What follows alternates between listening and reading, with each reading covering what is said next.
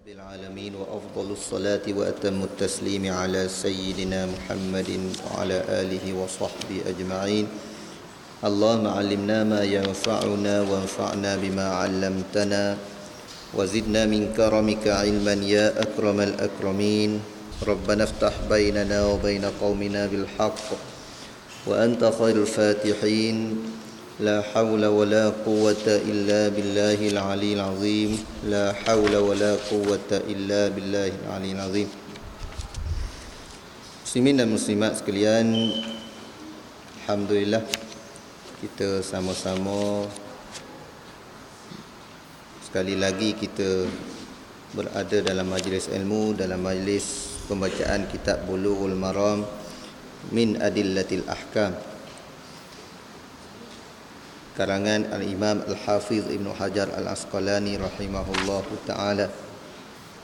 Dan pada malam ini merupakan kelas yang ke-61 daripada minggu lepas.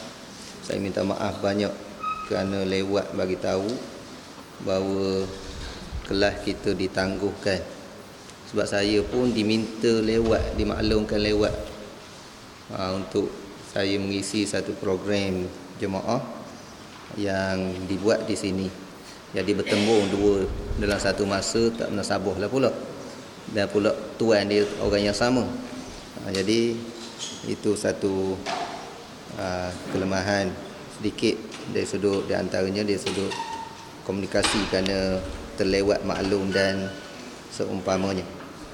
InsyaAllah pada malam ni kita menyambung kembali pengajian kita dan kita terus kepada hadis yang dinukilkan oleh Imam Ibn Hajar Al-Asqalani di dalam kitab Bulughul Maram min Adillatil Ahkam. Mana kita wa an Aisyah.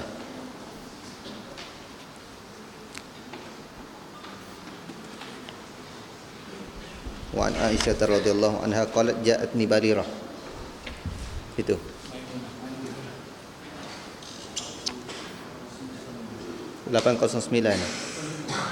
وعن ميمونة وبالسند المتصل إلى الإمام ابن حجر رحمه الله تعالى وبه قال وعن ميمونة زوج النبي صلى الله عليه وسلم ورضي الله عنها أن فأرة وقعت في سمن فماتت فيه فسئل النبي صلى الله عليه وسلم فقال ألقوها وما حولها وكلوه. رواه البخاري وزاد أحمد والنسائي في سمن جامد.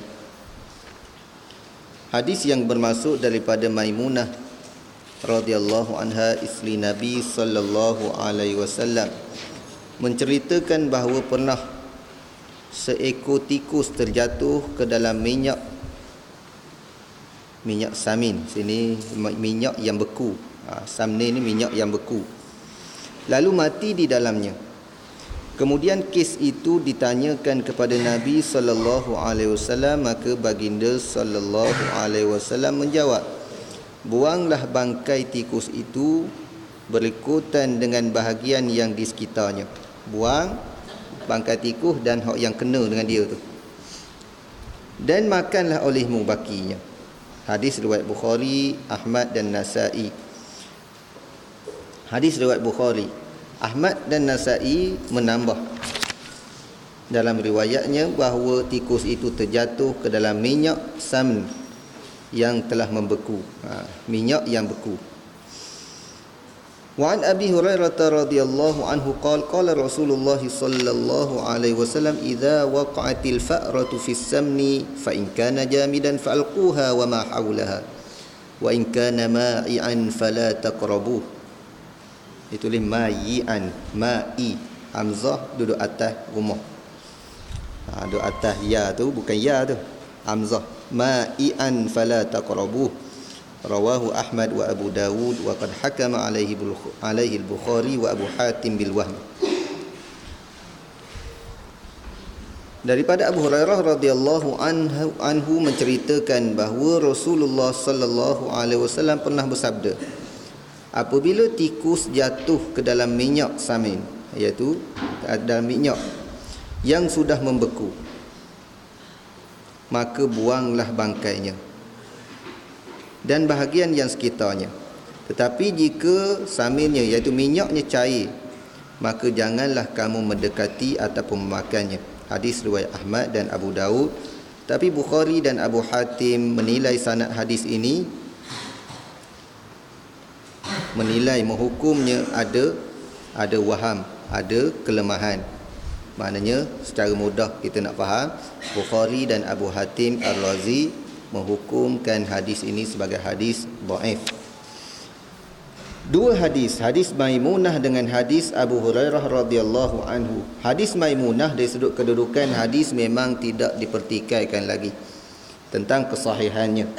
Cuma dari sudut hadis Maimunah di sini tidak secara jelas menyatakan minyak tu cair ataupun tidak. Bila tikus jatuh dalam minyak cair ke tak? Tak ada, secara umum sahaja. Tapi hadis Abu Hurairah, tapi ada penambahan daripada riwayat Ahmad dan Imam Nasa'i menambah dengan katanya pada minyak yang beku. Jadi minyak yang beku disebut dalam riwayat Imam Ahmad dan Nasa'i. Dan hadis yang kedua, hadis Abu Hurairah radhiyallahu taala anhu, secara jelas membezakan hukum di antara minyak yang beku dan yang tidak beku. Secara jelas. Tetapi hadis ini ada masalah dari sudut sanad. Mana sanad dia dipertikaikan kesahihannya. Yang mempertikai kesahihannya bukan orang lain, iaitu Imam Bukhari sendiri di antaranya, dan Imam Abu Hatim Ar-Razi, seorang tokoh pengkritik di dalam ilmu hadis, iaitu bukan kritik hadis dak, penilai di dalam ilmu hadis. Muslimin dan muslimat yang dirahmati dan dikasihi sekalian, berkaitan dengan hadis ini ada hukum berkaitan dengan minyak. Apakah apabila minyak terkena najis ataupun najis jatuh ke dalam minyak, macam mana? Kita lihat secara umumnya kedua-dua hadis ini, kita lihat bahawa jika minyak tersebut minyak yang beku, macam minyak sapi yang beku tu, jatuh tarik cicak lah, kita ambil hak mudah sikit. Kalau tikus tu besar sangat, nak jatuh tarik cicak, buang tarik cicak, dan yang terlibat kena dengan tarik cicak saja. Sebab apa? Sebab dia punya kekotoran dia, najis dia tidak bercampur dengan bahagian-bahagian lain. Bekas sebagai contohnya Tupperware. Tupperware ada minyak tu sebesar kitab kita ni. Tiba-tiba masuk tarik cicak, ujung tu je, buang kawasan tu saja, dah memadai. Itu kalaulah beku. Tapi kalau hak cair, macam minyak masak kita cair, tak? Dalam kuali jatuh tarik cicak. Tarik cicak seketul dalam kuali kita, minyak separuh kuali. Walaupun minyak separuh kuali, minyak yang cair, dia dikira najis. Ni yang difatwakan dalam mazhab kita. Maknanya cecair, sesuatu cecair yang kena najis, walaupun kita tengok tak nampak ada perubahan, pada najis tersebut, pada cecair tersebut, dia dikira najis. Ini di dalam mazhab kita. Tetapi di dalam mazhab Maliki khususnya, mazhab Maliki sebagaimana yang kita tahu dalam hukum air dan cecair dulu, yang kena najis dia berpegang dengan hadis yang umum yang menyatakan bahawa setiap al-ma' la yunajjisuhu syai' illa ma ghayyara lawnah au ta'mahu au rihah. Air tidak boleh jadi najis oleh sesuatu perkara kecuali apa yang mengubah sifat dia yang tiga, bau, warna dan rasa. Imam Malik dia berpegang dengan umum, tak kira sikit, tak kira banyak, bila tak berubah tidak najis. Jadi kalau ikut pendapat Imam Malik, dalam kih minyak ataupun cecair-cecair yang lain yang kena najis, dia juga berpegang bahawa kalau kena sikit dan tidak menjejah minyak tersebut, maka boleh buang bahagian hak yang najis saja. Ini pendapat ataupun ijtihad mazhab Malik berdasarkan umum hadis yang menyatakan jika air tersebut tidak berubah. Sebab tu tuan-tuan, bagi saya lah, kalau dalam isu-isu yang tertentu yang menyebabkan kita menghadapi kesukaran untuk berpegang dengan mazhab Syafi'i, adalah lebih baik kita berpegang dengan pendapat mazhab Maliki. Contoh macam mana? Air pahit tak ada. Air pahit tak ada. Tiba-tiba ada air dalam baldi. Hak yang kita lama simpan. Tengok dalam baldi tu, baldi besar lah. Ada tai cicak kecil. Pahit tak ada. Dalam suasana begitu, kalau ikut mazhab Syafi'i, air tu najis. Kita nak berwuduk tak boleh, kita kena cari air lain. Kalau dah puas cari, jauh dengan sungai dengan apa, barulah kita dibenarkan tayamum. Tapi kalau macam Seri Daman ni tak boleh nak tayamum, sungai belakang tu je. Yang ada di rumah kita air dalam baldi. Kalau ikut mazhab Syafi'i, memang kena pergi Sungai Belak lah, ambil wuduk di sana. Tetapi tuan-tuan, dalam keadaan yang kita rasa susah, menyukarkan kita, nak pergi wuduk Sungai Belak, sekarang nak pergi kuliah, jauh pula. Maghrib sekarang, isyak sekarang nak pergi Sungai Belak pula, jenis tak tahan. Jenis orang kencing, orang apa, tak tahan wuduk. Antara maghrib dan isyak pun tak boleh nak tahan setengah orang. Setiap waktu pergi Sungai Belak kena 2 hari. Susah kita. Tapi bila ada air yang sedikit begitu, dalam keadaan kita susah, kita boleh nak berpegang dengan fatwa mazhab Maliki. Ini di antara kelebihan apabila kita belajar. Sebab itulah fatwa-fatwa ni tuan-tuan, kita ada keadaannya, jangan kita ambil mudah.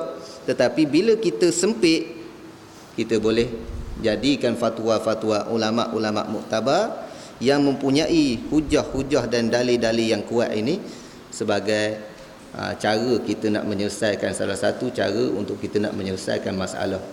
Cuma perlu saya peringatkan bahawa tidak semua apa yang dikatakan khilaf itu khilaf sebenarnya. Ada setengah orang kata, ni khilaf ustaz. Ni khilaf ustaz, ada ustaz ni khabar gini. Ni khilaf ustaz, ada ustaz ni khabar gini. Khilaf ustaz, ada saya dengar dalam radio, ada saya dengar dalam TV, ada saya dengar dalam ni. Tuan-tuan, kadang-kadang saya dengar, yang saya dengar, kadang-kadang orang duk sebut khilaf-khilaf tu, benda yang khilaf tersebut, sebahagian daripada apa yang dikatakan khilaf sebenarnya bukan khilaf di kalangan ulama yang muktabar. Khilaf hanya pendapat ustaz kampung dengan ulama-ulama muktabar. Ni tak aci. Dia je tu khabar gitu. Dalam kita tengok rojok pandangan-pandangan ulama muktabar, khususnya dalam mazhab 4, kita tak jumpa pun khilaf gitu. Tapi ada ustaz khabar gitu. Mungkin kita husnuzan dia tersasu, ataupun dia tersilap faham. Jadi yang tu kita tak boleh nak jadikan khilaf. Jadikan khilaf yang muktabar. Dalam kita kena pegang satu kaedah yang diberi oleh ulama, walaisa kullu khilafin jaa mu'tabara illa khilafan lahu hazzun minan nazari. Bukan semua khilaf boleh kita ambil kira, tetapi khilaf yang ada hujah sahaja. Khilaf yang ada hujah. Dan alhamdulillah setakat apa yang saya baca dalam mazhab-mazhab yang 4, pendapat muktamad dalam mazhab-mazhab yang 4, saya tengok kesemuanya boleh kita katakan ada dalil yang muktabar. Dan kita tengok, setakat yang ana tengok, kalau ada khilaf di kalangan mazhab 4 ni, nak cari yang pendapat luar daripada mazhab 4 yang ada dalil yang kuat, payah. Hak yang kuat mana? Ada dah, sama ada Maliki, Hanafi, Syafi'i, Hanbali. Ada dah situ. Adalah pendapat yang lain yang kita jumpa, hak yang pelik-pelik, begitu begini, tapi tengok dalil dia tak kuat. Mungkin itu satu rahsia kenapa Allah Subhanahu Wa Taala memelihara keempat-empat mazhab ni. Sebab tu kalau kita nak cari khilaf, nak cari pandangan, macam-macam boleh kita jumpa. Tu sedikit selingan berkaitan dengan bab khilaf. Jadi bab itu jatuh, bab najis jatuh ke dalam minyak tadi, dah jelas dah kepada kita hukumnya. Ada khilaf sedikit di antara mazhab jumhurul ulama dengan Maliki. Kemudian hadis yang seterusnya kita dah baca dah ni dulu. Wa'an Abi Zubair ni kita dah baca berkaitan dengan anjing dulu. Kita ambil awal hadis ni. Kita terus kepada hadis Aisyah. Wa'an Aisyah radhiyallahu anha qalat ja'atni Barirah faqalat katabtu ahli ala tis'i uwaqin fi kulli amin uqiyah fa'ainini faqultu in ahabba ahluki an a'uddaha lahum wa yakuna wala'uki li fa'altu fadhahabat Bariratu ila ahliha faqalat lahum fa'abaw 'alayha faja'at min 'indihim wa Rasulullah sallallahu alaihi wasallam jalis faqalat inni qad aradtu dhalika 'alaihim fa'abaw illa an yakuna al-wala'u lahum fasami'a an-nabiy sallallahu alaihi wasallam fa akhbarat Aisyah an-nabiy sallallahu alaihi wasallam faqala khudhiha washtariti lahumul wala' fa innamal wala'u liman a'taq fa fa'alat Aisyah radhiyallahu anha thumma qama Rasulullah sallallahu alaihi wasallam fi an-nas khatiban fa hamidallaha wa athna alaihi thumma qala amma ba'd ma balu rijalin yashtarituna syurutan laysa fi kitabillahi azza wa jalla ma kana min syartin laysa fi kitabillah fa huwa batil wa in kana mi'ata syart qada'ullahi ahaq wa syartullahi awthaq wa innamal wala'u liman a'taq muttafaqun alaih wal lafdhu lil Bukhari wa inda Muslimin faqal ishtariha wa a'tiqiha washtariti lahumul wala'. Hadis yang panjang. Aisyah radhiyallahu anha menceritakan Barirah datang kepadaku dan mengatakan sesungguhnya aku telah melakukan jual beli kitabah dengan majikanku.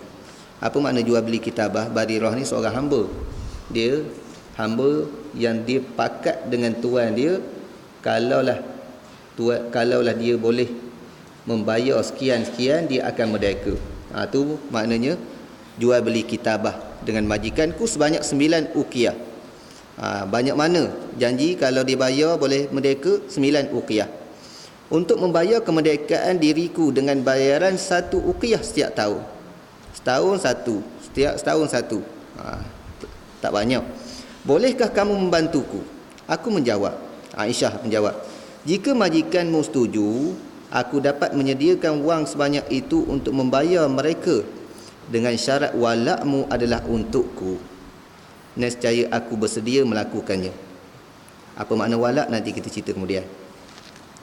Barirah pun pergi menemui majikannya dan mengemukakan kesediaanku itu kepada mereka. Namun mereka menolak bila hak walaknya diberikan kepadaku. Barirah datang lagi setelah menemui majikannya. Dan saat itu kebetulan ada Rasulullah sallallahu alaihi wasallam sedang duduk. Barirah melaporkan sesungguhnya aku baru saja menawarkan perkara tersebut kepada mereka.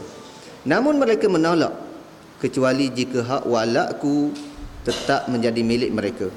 Namun Nabi sallallahu alaihi wasallam mendengar perbicaraannya, lalu Aisyah radhiyallahu anha melaporkan perkara tersebut kepada Nabi sallallahu alaihi wasallam. Maka baginda sallallahu alaihi wasallam bersabda, belilah Barirah olehmu dan biarkanlah syarat walak untuk mereka, kerana sesungguhnya hak walak itu hanya milik orang yang memerdekakannya.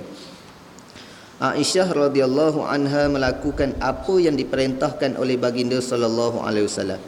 Sesudah itu Rasulullah sallallahu alaihi wasallam berdiri di hadapan orang ramai untuk berkhutbah yang dimulakan dengan memanjat puji dan sanjungan kepada Allah Subhanahu wa taala. Lalu bersabda, amma ba'd, apakah gerangan yang telah dialami oleh orang ramai sehingga mereka mengajukan syarat-syarat yang tidak termuat di dalam kitabullah. Syarat apapun yang tidak terdapat di dalam kitabullah adalah batal, meskipun terdiri dari 100 syarat. Kemudian dari Allah lebih hak, keputusan dari Allah lebih hak, lebih benar, dan syarat dari Allah Subhanahu wa taala lebih kuat. iaitu sesungguhnya hak wala hanyalah milik orang yang memerdekakan. Hadis riwayat Bukhari dan Muslim, redaksi hadis menurut riwayat Bukhari, iaitu lafaz hadis ni menurut riwayat Bukhari. Sedangkan menurut riwayat Muslim disebut bahawa baginda sallallahu alaihi wasallam menyatakan dalam sabdanya, belilah Barirah olehmu, kemudian merdekakanlah dan biarkanlah syarat wala untuk mereka. Sebelum nak syarah hadis ni, kalau kita tak tahu beberapa istilah, memang tak faham. Faham mana hadis ni? Siapa faham kat tangan? Yang pertama sekali berkaitan dengan hamba mukatab.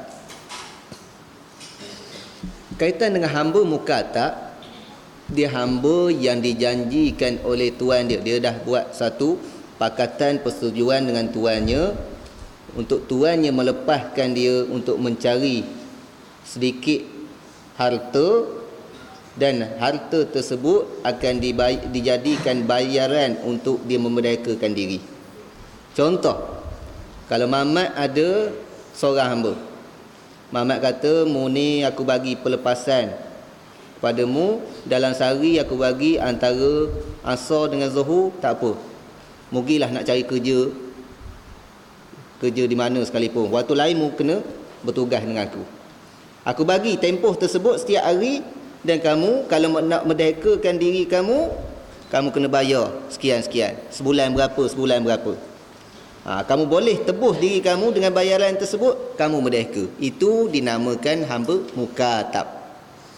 Hamba yang dijanjikan oleh tuan dia untuk memerdekakan diri dia dengan bayaran. Mu boleh bayar sekian, jadi orang merdeka. Dan tuan dia mestilah melepaskan dia beberapa waktu untuk dia cari duit. Sebab hamba ni kalaulah dia tidak mukatab, dia tak boleh nak buat kerja luar. Betul-betul hamba dia tak boleh nak kerja luar, dia kena berkhidmat dengan tuan dia saja. Sebarang perniagaan dia mestilah dia menjadi wakil kepada tuan dia. Dan keuntungan dia, jual beli yang dia lakukan, kalau dia jadi milik tuan dia, jadi milik tuan dia. Walaupun dia meniaga, walaupun dia pandai menguruskan perniagaan, tapi milik tuan dia, kecuali adanya kitabah, adanya perjanjian kitabah ataupun mukatab yang sebagaimana disebut dalam hadis ni. Okey, itu yang pertama. Yang kedua, hukum berkaitan dengan walak. Kita biasa dengar walak apa? Dia sudut kepatuhan kita kepada kepimpinan. Itu satu. Sebenarnya walak ni banyak makna. Hak tu salah satu. Walak dalam isu berkaitan dengan hamba, apa dia? Seorang yang memerdekakan hamba, Islam meletakkan dia satu hak yang dinamakan hak walak. Contoh, Mamat dia ada hamba, dia merdekakan hamba. Mamat dia masih ada hak walak terhadap hamba yang dia telah merdekakan. Hak walak ni ketika mana dia boleh manfaat? Ketika hamba dia mati. Ketika hamba dia mati, ada waktu-waktu, ada pembahagian dalam pembahagian pusaka dipanggil al-mu'tiq. Hak bagi bekas tuan dia dulu. Kadang-kadang bukan sikit, kadang-kadang dia berambil semua harta. Kadang-kadang dia ambil ansabah, lebihan daripada harta setelah dibahagi kepada orang lain. Ini dinamakan hak walak. Mana tuan yang pernah memerdekakan hamba, dia masih ada hubungan lagi dengan hamba, bekas hamba dia dulu. Maka hubungan tersebut dinamakan hak walak. Walak tersebut bila dia berhak, bila hamba dia mati, ada bahagian mengikut faraidnya. Ni makna walak. Kita kena faham. Tak faham walak, memang kita tak akan faham apa dia hadis ni. Okey, kisah hadis ni, Barirah seorang hamba. Barirah ni dia telah buat perjanjian dengan tuan dia, kalau bayar 9 uqiyah, 1 uqiyah setahun, 1 uqiyah setahun, selesai bayaran tersebut jadi merdeka. bincang dengan Aisyah. Aisyah boleh tolong tak? Aisyah kata, boleh aku tolong, tapi aku nak walak. Tadilah. Aku boleh tolong bagi harta kepada kamu, bagi duit, bagi bantuan kepada kamu untuk membebaskan kamu, tetapi aku nak walak hak yang patutnya milik tuan dia, tuan kamu dulu, aku nak jadi milik aku. Bincang kali pertama, tuan dia dulu tak setuju. Tak, aku nak bebas, tapi aku nak kekalkan walak pada aku juga. Bincang kali kedua, tak lepas juga. Rasulullah dengar perbincangan tersebut. Lalu Rasulullah menyarankan kepada Aisyah, tak apa, mugi beli, mana tolong dia bayar bayaran pampasan untuk merdekakan dia, dan walak tu mau pulang balik. Kamu tidak ada hak untuk mengambil walak yang telah diperuntukkan kepada bekas tuan kepada hamba tersebut. Itu hak dia. Sehingga Rasulullah sallallahu alaihi wasallam berkhutbah, beri peringatan. Beri peringatan. Di akhir peringatan tersebut menyatakan innamal wala'u liman a'tab. Sesungguhnya walak, hak pemilikan walak memang hak bekas tuan yang pernah memerdekakan. Maknanya tak boleh berpindah. Walaupun orang tersebut membantu, tetapi tidak boleh berpindah hak walak. Ini suatu ketentuan yang ditentukan oleh Allah Subhanahu Wa Taala. Walaupun bab walak berkaitan dengan ni, kita tak jumpa dalam Quran.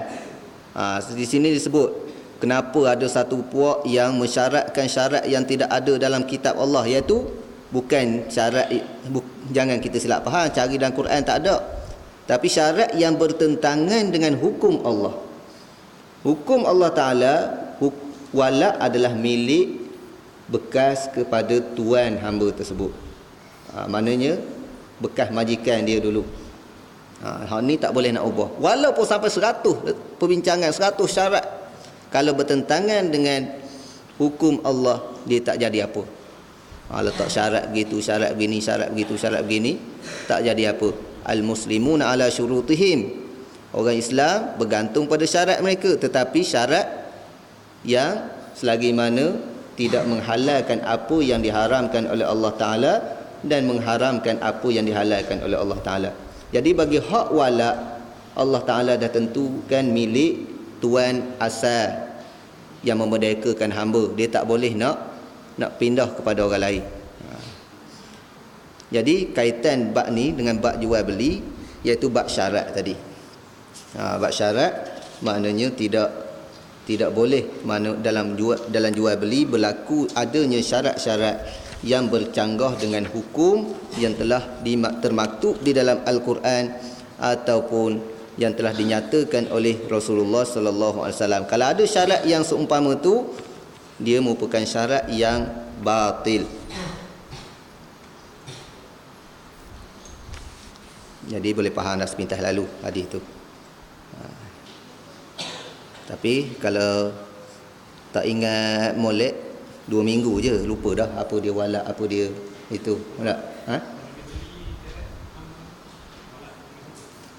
Dia masalah berkaitan dengan merdeka hamba. Kalau beli hamba, contoh Aisyah beli hamba ni daripada tuan dia, beli Barirah daripada tuan dia, maka berpindah walak tersebut, dia tak jadi walak lagi. Sebab apa? Dia Barirah masih hamba, tak ada lagi hak walak. Tak ada lagi hak walak kerana, dan ketika tu Barirah masih kekal jadi hamba.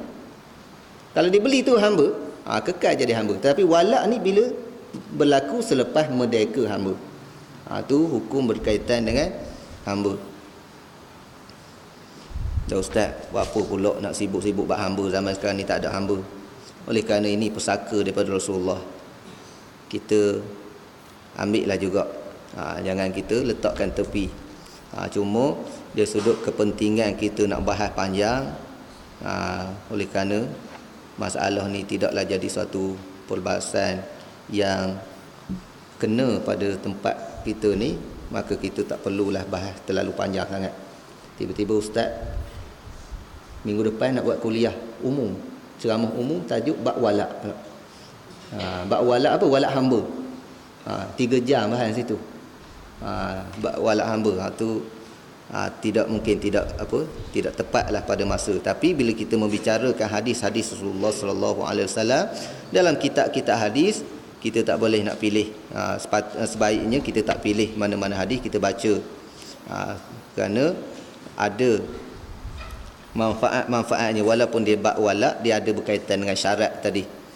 Syarat yang bertentangan dengan kitabullah dan bertentangan dengan hukum yang telah diputuskan oleh Nabi sallallahu alaihi wasallam. Wa an Ibni Umar radhiyallahu anhuma qala naha Umar an bai'i ummahatil aulad faqala la tuba' wa la tuhab wa la turath liyastamti' biha ma badalah fa idza mata fahiya hurrah. Rawahu Malik wal Baihaqi wa qala rafa'ahu ba'd ar-ruwah fawahim. Ibnu Umar radhiyallahu anhuma menceritakan bahawa Khalifah Umar radhiyallahu anhu melarang menjual belikan ummahatul aulad, hamba perempuan yang ada anak dari majikannya. Justru itu dia berkata, hamba perempuan yang ada anak dari majikannya itu tidak boleh dijual belikan, tidak boleh dihibahkan, iaitu diberi kepada orang, dan tidak boleh diwariskan. Si majikan hanya boleh menikmatinya selama menyukainya. Dan jika si majikan meninggal dunia, hamba tersebut menjadi orang yang merdeka. Riwayat Malik dan Baihaqi. Sebahagian perawinya ada yang mengiranya berpredikat marfu', padahal penilaiannya keliru. Sikit berkaitan dengan sanad hadis ni. Rawahu Malik wal Baihaqi wa qala rafa'ahu ba'd ar-ruwah fawahim. Kita tengok ini daripada awal tadi bukannya kenyataan Rasulullah. Ibnu Umar menceritakan bahawa Sayyidina Umar yang melarang. Ni kita ambil situ. Tapi Baihaqi berkata, setengah pada perawi mengatakan mengangkat kisah ni, rafa'ahu, mengangkat dia, mengatakan hadis ni marfu', maknanya kenyataan Rasulullah. Apa makna kenyataan Rasulullah? Maknanya setengah perawi menyatakan yang melarang ini adalah Rasulullah, bukan Sayyidina Umar. Itu maksud dia.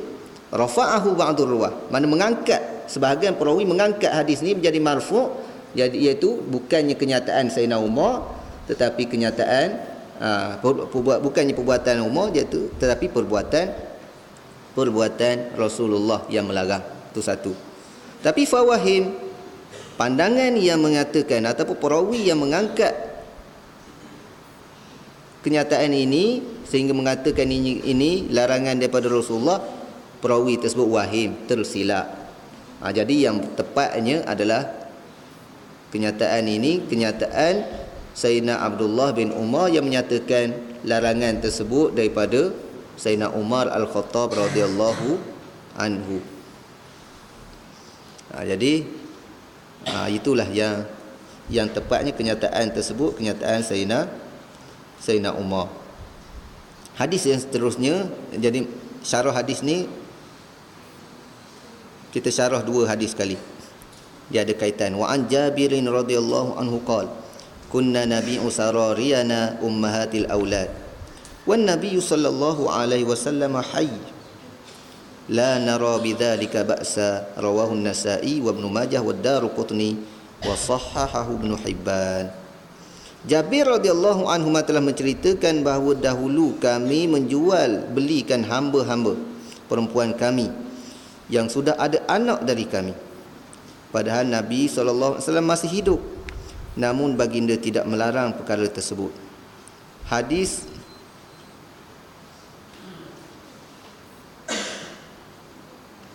riwayat Nasa'i, Ibnu Majah dan Daruqutni dinilai sahih oleh Ibnu Hibban. Jadi terjemahan hadis yang pertama tadi, dia sebut majikan, saya lebih suka tulis tuan. Maknanya tidak boleh si tuannya hanya boleh menikmati, bukan majikan.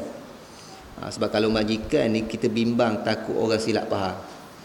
Siapa pekerja boleh buat beristimtak dengan majikan hak ni berat. Berat kita tak. Tapi makna yang disebut majikan di situ iaitu tuan kepada hamba.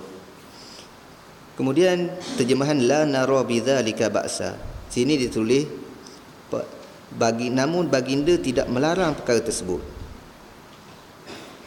Saya rasa terjemahan yang kurang tepat. Fali dalam tu diterjemah macam mana? Cuba baca sikit. Padahal Nabi hidup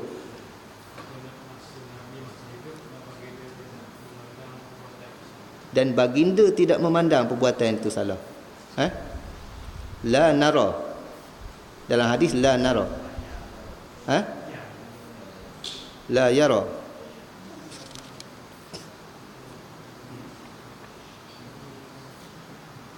Ada la nara.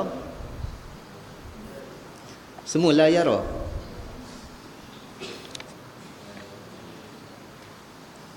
Yang tu yang saya rasa keliru tadi. Kalau sebut la nara,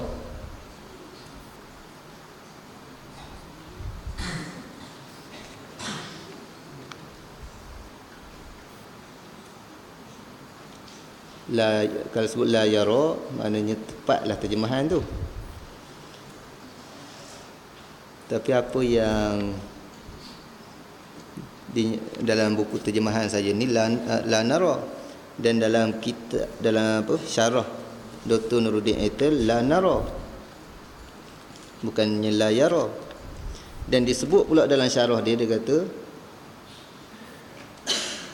fa fihi qawlu la nara bidzalika ba'san bin nun, dengan nun, walau kan nat bil ya lakana dalan ala taqrir. Ni ada sedikit perbahasan ni. Tapi kalau sebut la yara, maknanya betul lah terjemahan, baginda tidak melarang. Tapi kalau la nara, kami tidak melihat perkara tersebut, satu kesalahan. La nara bidzalika, kami tak lihat perkara tersebut, ba'sa, mengapa, mana tak mengapa. Maknanya perkara tersebut tidak jadi satu kesalahan. Kami yang melihat, bukannya Rasulullah mengakui. Kalau nara, kalau la yara, Rasulullah sendiri berpandangan tak salah. Rasulullah sendiri tak melarang. Kalau la yara, kalau la nara, kami, siapa? Jabir dan sahabat-sahabat. Tapi kalau la yara, Rasulullah sendiri. Okey.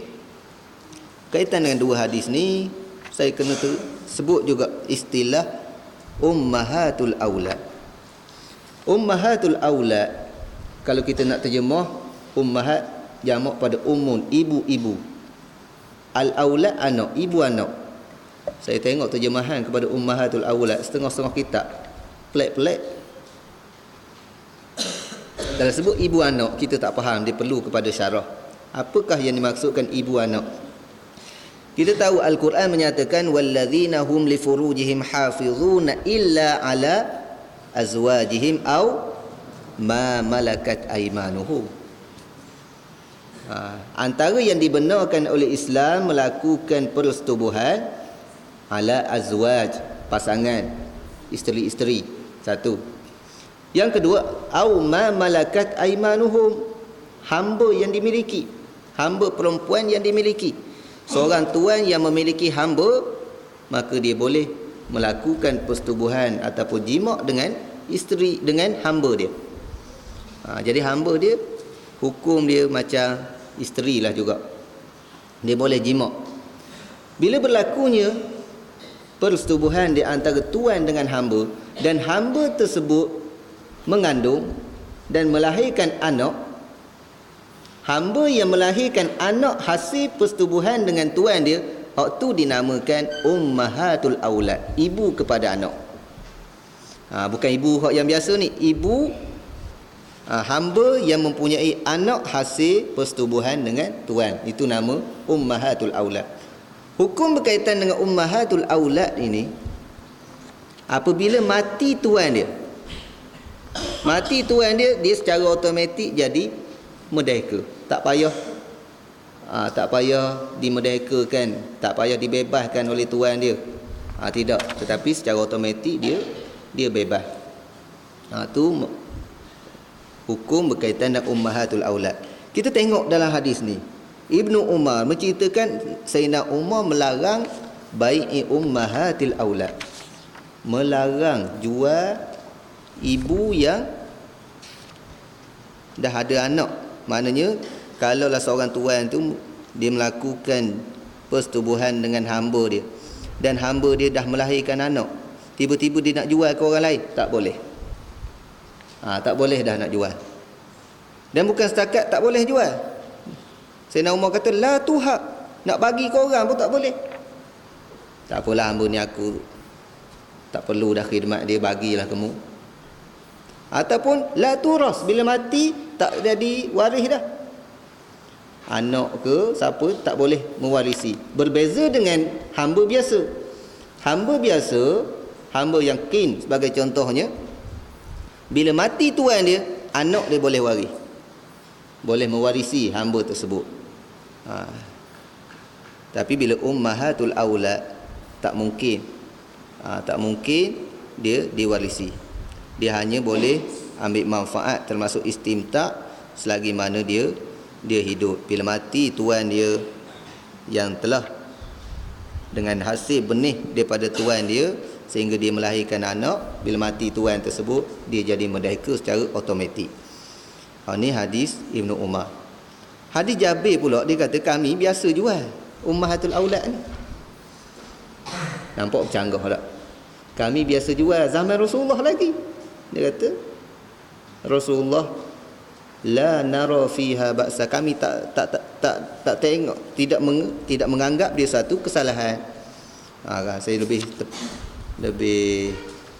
cenderung dengan apa yang disebut oleh Dr. Nuruddin Atta. Sebab Dr. Nuruddin Atta dia kata apa dalam isu ni, dia kata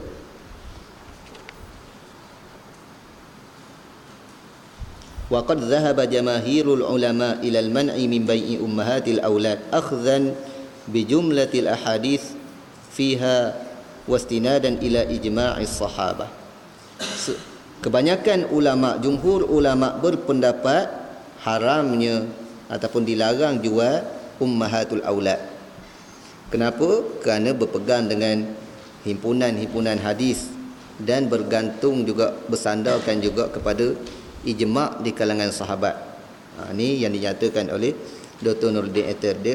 Kemudian dia menambah lagi, wa ajabu an hadithi Jabir bi annahu laysa fihi ma yadullu ala ittila'in nabi sallallahu alaihi wasallam ala al-bai'i wa iqrarihim alaihi wa aidan fa fihi qawluhu la nara fiha ba'san bin nun walau kanat bil ya la kana dalan ala at-takrir. Dia kata apa jawapan ulama terhadap hadis Jabir ni? Dia kata dalam hadis ni tidak ada kenyataan yang menunjukkan Rasulullah tahu. Ikrar daripada Rasulullah tak ada. Kami jual dan kami tidak melihat. Ni kenyataan Dr. Nuruddin Atta. Dia kata hadis ni diriwayat dengan nun, la nara, kami tak lihat. Dia merupakan satu kesalahan, bukan Rasulullah. Jadi di situ dia kata walau kanat bil ya la kana dalan ala takrir. Kalaulah hadis ni diriwayatkan dengan ya, nescaya dia menunjukkan bahawa Rasulullah mengakui perkara tersebut boleh. Jadi Dr. Nuruddin Atta mengatakan bahawa hadis ni diriwayatkan dengan nara, bukan yara.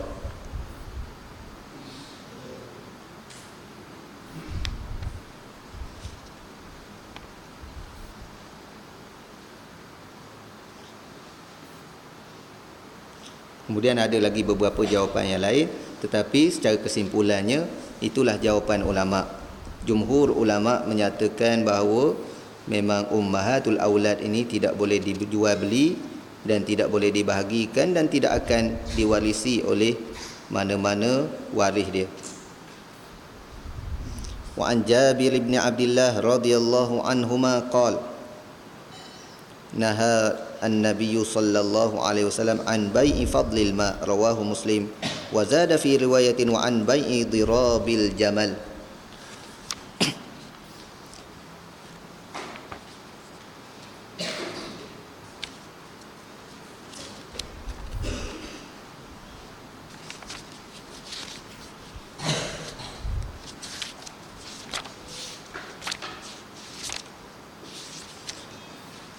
daripada Jabir bin Abdullah radhiyallahu anhuma menceritakan bahawa Rasulullah sallallahu alaihi wasallam melarang menjual belikan air yang lebih daripada keperluan sendiri. Hadis riwayat Muslim. Dalam riwayat lain ditambahkan dan juga melarang menyewakan jasa unta, iaitu benih unta jantan. Wa an ibni Umar radhiyallahu anhuma qala naha Rasulullah sallallahu alaihi wasallam an asbil fahli, rawahu al-Bukhari. Ibnu Umar radhiyallahu anhuma menyatakan bahawa Rasulullah sallallahu alaihi wasallam telah melarang menyewakan jasa haiwan jantan, iaitu benih haiwan jantan. Ni ada dua masalah dalam hadis ni.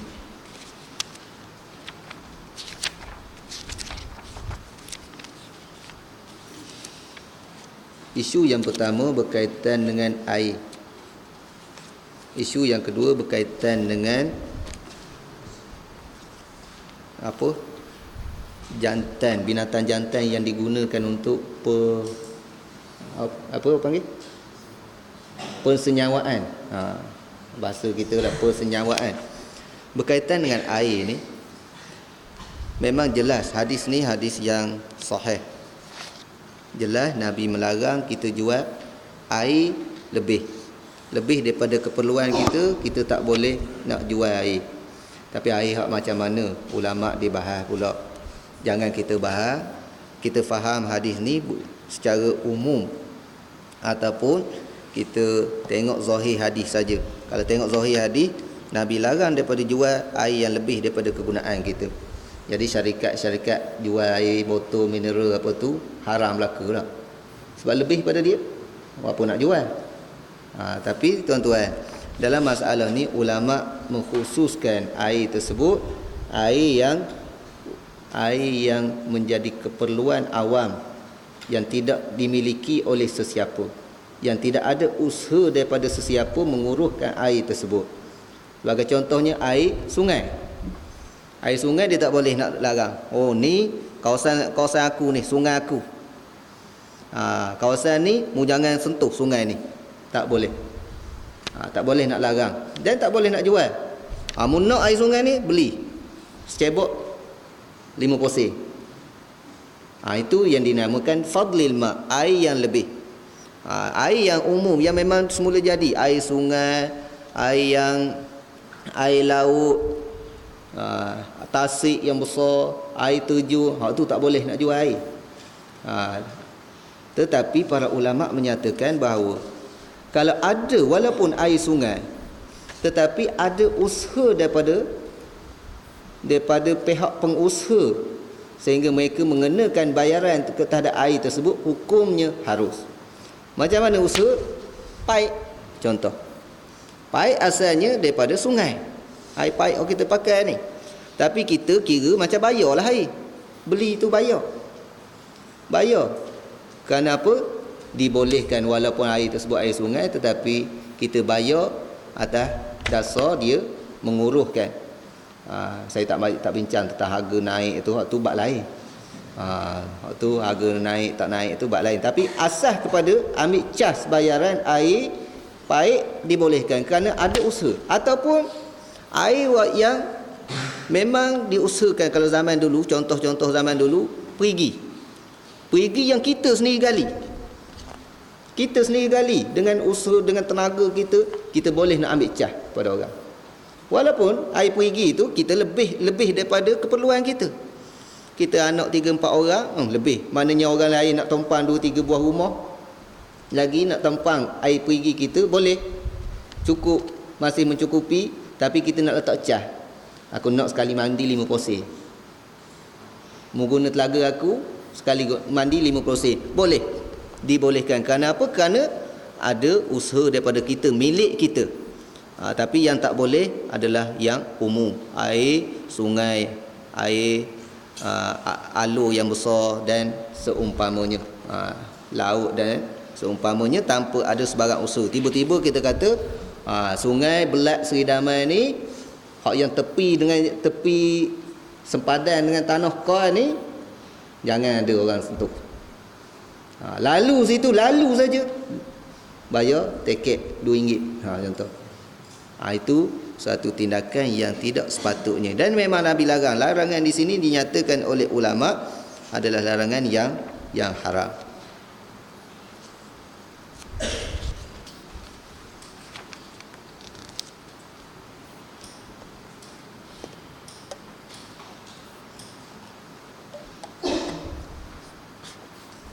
Yang kedua berkaitan dengan al-fahl. Hukum berkaitan al-fahl yang disebut sebagai dirabil jamal ataupun asbil fahli.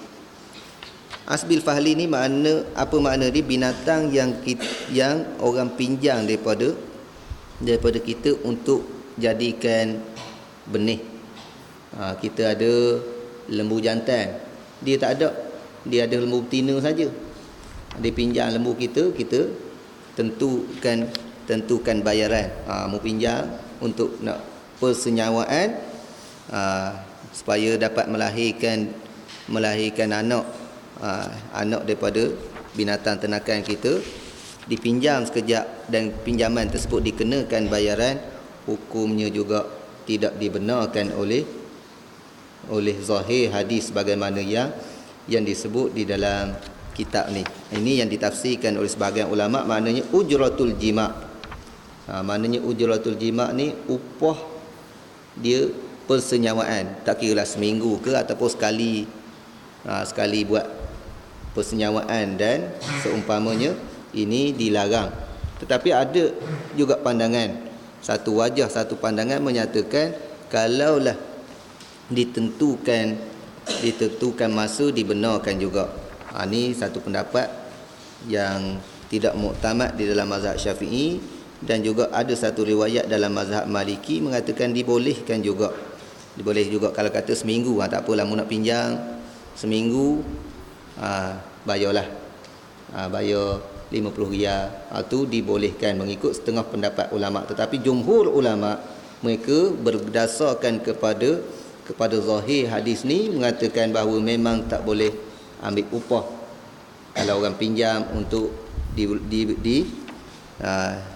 dilakukan persenyawaan di antara binatang jantan dan binatang betina. Itu makna asbil fahli ataupun dirabi al-jamal. Kalau dirabil jamal dia nampak khusus sikit kepada unta, tapi asbil fahli ini dia umum kepada binatang-binatang yang lain. Wa anhu anna Rasulullah sallallahu alaihi wasallam naha an bai'i habalil habalah wa kana bai'an yatabaya'uhu ahlul jahiliyah. Kana ar-rajulu yabta'ul jazura ila an tuntajan naqah thumma tuntajul lati fi batniha, muttafaqun alaihi wal lafdhu lil Bukhari. Ibnu Umar radhiyallahu anhuma menceritakan bahawa Rasulullah sallallahu alaihi wasallam melarang transaksi jual beli habalul habalah. Dia tak terjemah sini. Yang biasa dilakukan pada zaman jahiliyah. Apa makna habalul habalah? Disyarahkan sini. Seseorang biasa membeli anak unta yang masih berada di dalam kandungan induknya, kandungan ibunya. Bila kandungannya lahir, menjadi milik pembelinya. Hadis riwayat Bukhari dan Muslim. Lafaz hadis ini menurut riwayat Al-Bukhari. Apa makna habalul habalah? Makna mudah dalam bahasa kita ni, beli binatang yang dalam kandungan lagi. Masa duduk dalam kandungan tu kita bukan tempah. Kalau kita cuk dulu, aku nak buat baka, nak beli anak kambing mu ni, ataupun aku nak beli anak lembu mu esok ni, kita tempah, kita berjanji dulu. Hak tu tak jadi masalah, kita tak jadi jual beli. Tapi beli waktu tu, tengah bunting, bayar selalulah. Ni bila beranak esok jadi automatik hak aku. Yang tu yang dilarang di dalam Islam, tak boleh. Dan dinamakan istilah, digunakan satu istilah habalul habalah. Hablun makna apa? Tali ataupun bunting. Tu hablul habalah, tali daripada pertalian. Maknanya ini mudah bahasa kitanya, kita katakan kita beli binatang yang masih duduk dalam kandungan. Kerana benda tu dikira suatu benda yang illah dia dikatakan oleh ulama illah makdum, benda tu tak ada lagi. Lahir esok belum tentu hidup, belum tentu mati. Jadi hukum dia seumpama jual benda yang tak ada, walaupun ada tanda-tanda belum tentu lagi. Kena esok mati saja, kena esok cacat kurang nilainya. Sebab itulah bila perkara-perkara yang boleh menimbulkan kerugian bagi mana-mana pihak, sama ada penjual dan pembeli, Islam melarang daripada awal lagi. Ini di antara kebaikan Islam. Tengok hukum-hukum Islam ni, boleh kita katakan hukum Islam ni memang memberi kebaikan kepada kita, bukan hanya untuk pahala di dunia, di akhirat, tetapi juga untuk kebaikan kehidupan kita di dunia. Tidak menzalimi mana-mana pihak. Ini antara kebaikan Islam. Berkaitan pajak buah, kita rasa kita tunggu bab salam esok. Ada bab pajak buah, bab salam. Ada khusus situ. InsyaAllah. Kalau benda yang dah lepas, InsyaAllah kita boleh jawab. Tapi yang akan datang tu tak lama dah, tak jauh dah rasanya. Kita akan jumpa. Hadis yang seterusnya, bai'ul wala.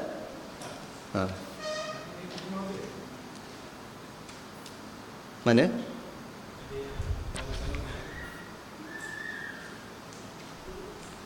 Seseorang biasa membeli anak unta yang masih berada dalam kandungan induknya bila kandungannya lahir menjadi milik pembelinya. Hadis riwayat Bukhari dan Muslim. Redaksi ataupun lafaz hadis menurut riwayat Bukhari. Ada tambahan?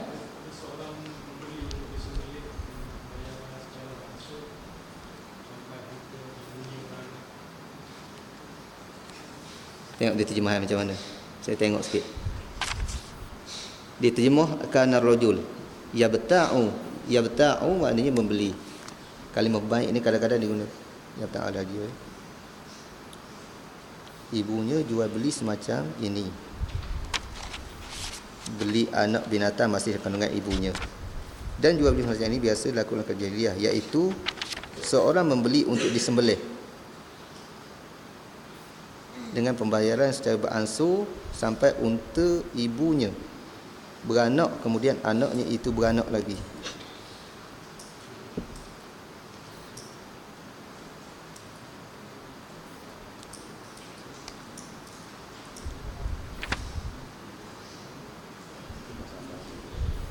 Terjemahan ni dia keliru, penterjemah yang ni dia keliru kalimah al-jazur dengan al-jazzar.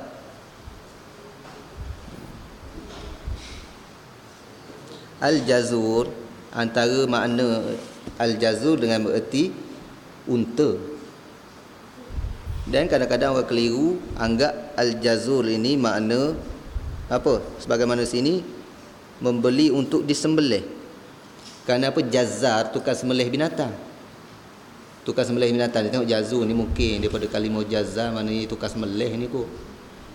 Kerana jazzar ni asalnya bukannya tukang sembelih.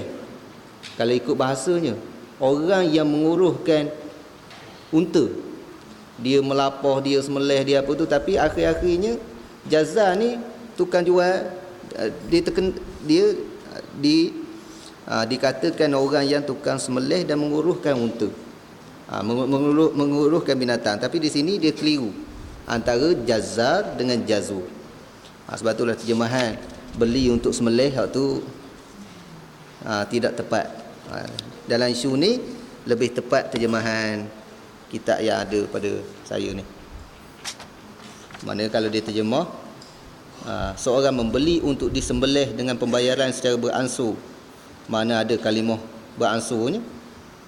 Beli untuk sembelih, hak tu dah silap dah. Bayar secara ansur, dia ambil mana? Hak tu sampai ibunya beranak, tu mungkin dia bila dia keliru situ, dia tambah sendiri nak bagi ayat tu ayat tu jadi lengkap. Nak melengkapkan ayat, dia tambah sendiri kot. Itu di antara kesilapan dalam terjemahan sikit. Bila silap-silap ni saya teringat satu kata-kata apa? Penyair.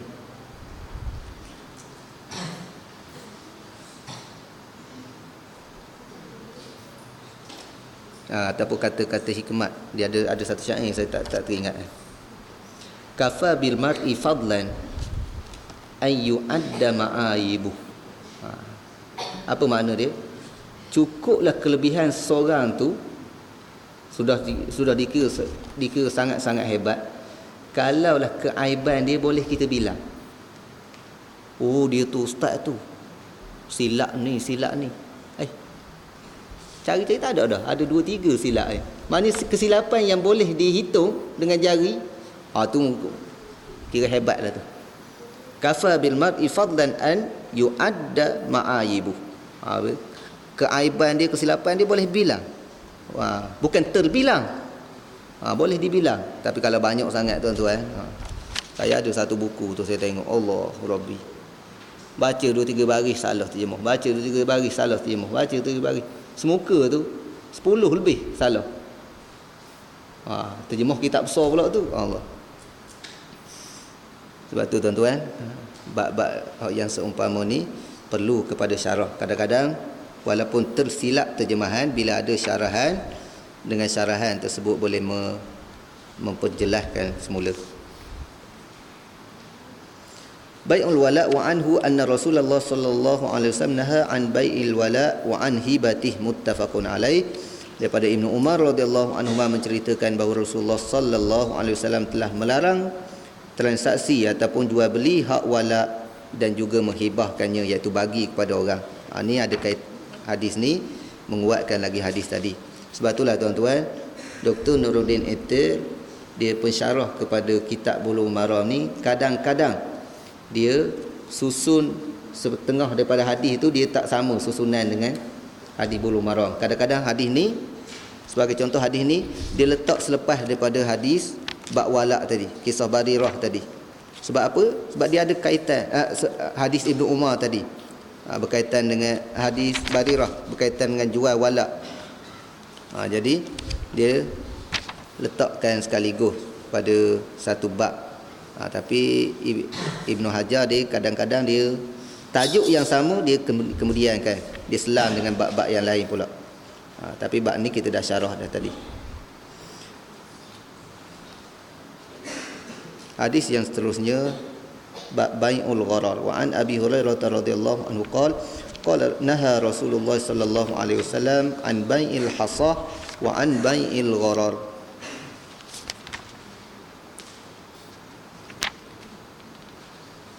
Rasulullah, rawahu Muslim. Abu Hurairah radhiyallahu anhu menceritakan bahawa Rasulullah sallallahu alaihi wasallam melarang transaksi dengan penggunaan lemparan batu kerikil dan juga mengandungi unsur penipuan. Dalam hadis ni dua perkara yang Nabi sebut. Yang pertama khusus, yang kedua umum. Apa dia yang dikatakan khusus? Iaitu jual bai'ul hasah, jual beli yang menggunakan batu. Batu macam mana? Orang Arab dulu kadang-kadang dia letak barang-barang dia di hadapan.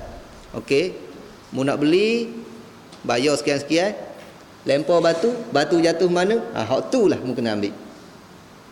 Tu istilah bai'ul hasah. Iaitu beli dulu, bayar dulu. Bayar dulu, lempar batu. Hak mana kena? Hak tu lah wajib beli. Tak boleh nak pilih, tak boleh nak tukar. Sebab apa? Sebab ada unsur-unsur penipuan ataupun ada tidak berlakunya taradin. Tidak berlakunya puas hati. Kena ke barang macam-macam tak? Ada sebagai contoh baju. Ada baju hak mahal, ada hak baju hak murah, ada tu pekong batu, lempar batu. Bayar RM50. Kena dapat spender harga RM5. Oh, nyesal aku buat. Rugi dah satu. Bayar RM50, kena dapat jaket harga RM250. Rugi aku. Untung aku. Tukang jual pula Nathan ni. Kena juga ke dia. Mana tak ada taradin. Tak ada taradin. Dan kita boleh kiaskan mana-mana teknik jualan yang seumpama itu. Yang kedua, secara umum Nabi melarang bai'il gharar, adanya unsur-unsur penipuan. Wa anhu anna Rasulullah sallallahu alaihi wasallam qala man ishtara ta'aman fala yabi'hu hatta yaktalah. Abu Hurairah radhiyallahu anhu mengatakan bahawa Rasulullah sallallahu alaihi wasallam pernah bersabda, barang siapa yang membeli bahan makanan, jangan menjualnya kembali sebelum menakalnya, ataupun yaktal, kail, sebelum sukat dan diserahkan kepada pembeli. Apa makna hadis ni? Hadis ni Nabi larang kita menjual barang yang belum jadi milik penuh kita lagi. Kita nak beli, baru bayar, barang belum diserahkan lagi kepada kita. Sebab itulah nak sempurnakan jual beli adanya al-qabd. Barang tersebut kita ambil. Sebagai contohnya dalam isu barang yang perlu disukat. Sukat segantang, secupak. Lagi tak sukat, tak serah kepada kita, maka tak berlaku lagi pindah milik. Bila dah serah kepada kita, baru boleh kita nak jual hak kita. Tapi belum pada tu, belum diserah lagi kepada kita, kepada pembeli, maka pembeli tadi tak boleh lagi nak jual kepada orang lain. Ni apa yang disebut di dalam hadis tadi. Dia ada kaitan dengan broker, tapi bab broker ni kita akan bincang khusus pula. Dia sebab bab ni awal-awal ni dia secara umum ada berkaitan dengan simsar. Kita akan jumpa pula bab ni.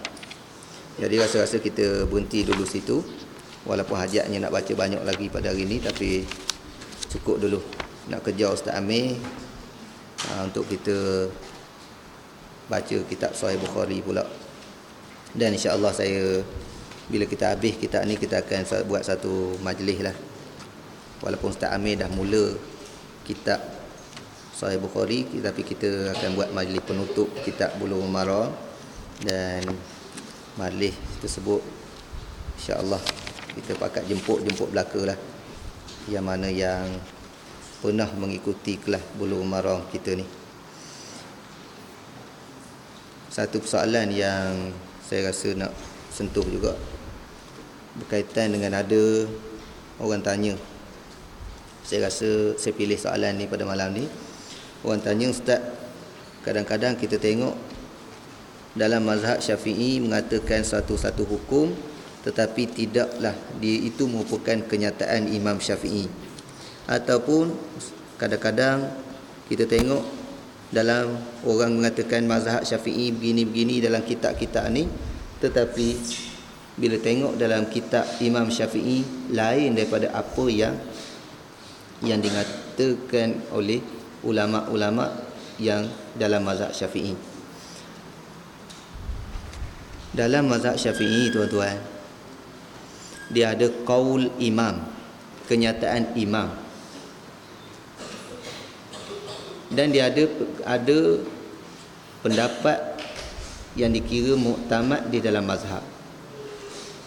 Saya nak sebut pendapat muktamad di dalam mazhab Syafi'i tidak semestinya kenyataan daripada imam sendiri. Ada setengah orang tu dia petikai, macam mana ni? Ini bukan mazhab Syafi'i ni. Imam Syafi'i tak sebut gini. Kita kata mazhab Syafi'i. Mazhab Syafi'i tak semestinya kenyataan tersebut dinukilkan secara direct daripada mana-mana kitab Imam Syafi'i, tak semesti. Kerana dalam mazhab Syafi'i ada ulama-ulama yang lain yang besar yang mereka juga berijtihad, terutamanya dalam masalah-masalah yang tidak difatwakan oleh Imam Syafi'i, ataupun dalam masalah-masalah yang ada fatwa, yang ada beberapa kaul di dalam yang dinukilkan daripada Imam Syafi'i. Tu ulama-ulama yang kemudian daripada Syafi'i pula berijtihad. Bila ijtihad, ulama-ulama kemudian kumpul, Mereka membuat kesimpulan fatwa-fatwa dalam mazhab, yang ni yang muktamad, yang ni yang dhaif, yang ni yang muktamad, yang ni yang dhaif. Bila sebut pendapat yang muktamad di dalam mazhab, kita petikai kalau orang kata itu bukan kenyataan Imam Syafi'i. Tak semesti. Pendapat muktamad dalam mazhab Syafi'i tidak semestinya kenyataan Imam Syafi'i. Dan orang tak boleh nak petikai, ni kata mazhab Syafi'i tapi Imam Syafi'i tak kata begitu. Tak. Dia tetap mazhab Syafi'i. Kenapa? Bila sebut mazhab Syafi'i, tidak semestinya kenyataan daripada Imam Syafi'i, tetapi disandarkan juga kepada mazhab Syafi'i. Kenapa?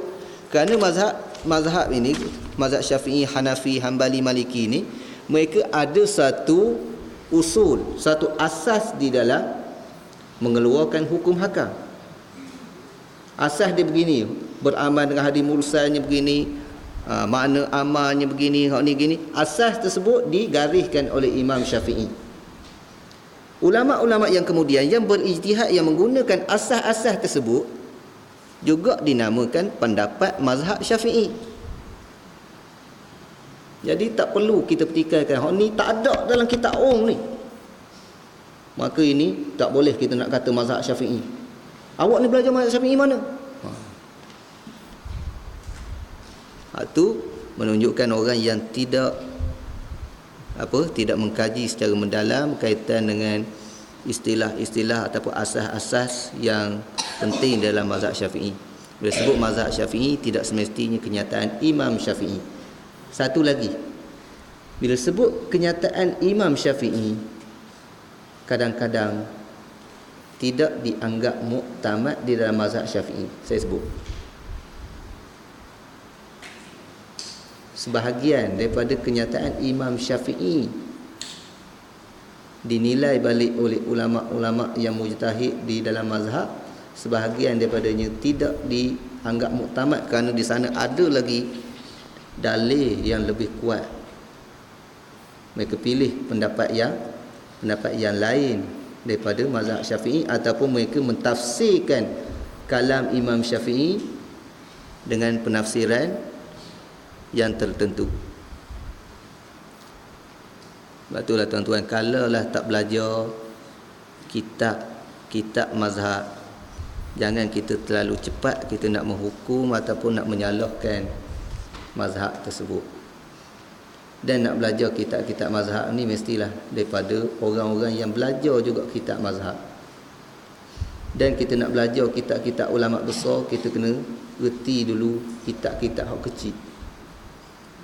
Waktu saya belajar dulu, ramai tok-tok guru saya tak bagi beli kitab Al-Umm lagi.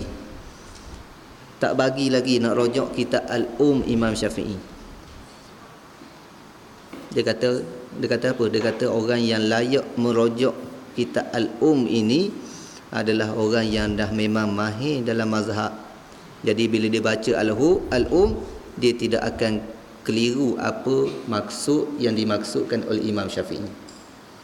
Tapi kita mata habis hujah pun tak habis mengaji, nak rojak Al-Umm, lepas tu kita petikai balik kitab-kitab yang lain. Tu kadang-kadang berlaku setengah-setengah orang. Dia baca kitab Al-Umm, kadang-kadang bukan baca kitab pun, baca terjemahan kitab Al-Umm je.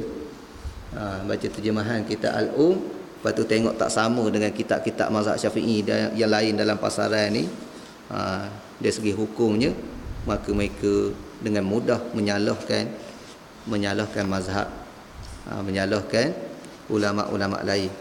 Dan saya teringat dalam satu syair Arab menyatakan bahawa